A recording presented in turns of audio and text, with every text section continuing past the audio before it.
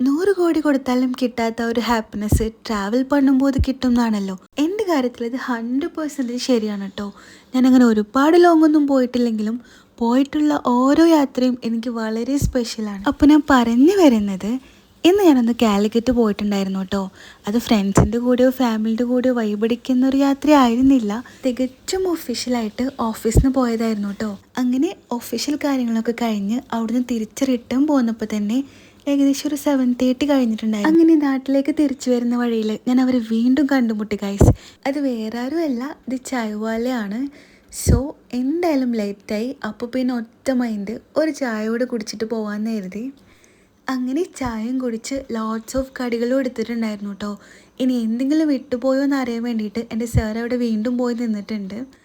അങ്ങനെ ഒരുപാട് നേരത്തെ നിരീക്ഷണത്തിനൊടുവിൽ കണ്ടെത്തി ഗൈസ്. എടുക്കാൻ വിട്ടുപോയ 2-3 ഐറ്റം കൂടെ ഉണ്ടായിരുന്നു കേട്ടോ. അതും കൂടെ എടുത്ത് കഴിച്ചിട്ട് നേരെ വീട്ടിലേക്ക് വിട്ടു. അപ്പോൾ അത്രയേ ഉള്ളൂ. എന്നാൽ പിന്നെ ഞാൻ പോയി കിടന്ന് ഉറങ്ങട്ടെ. Thanks for watching guys.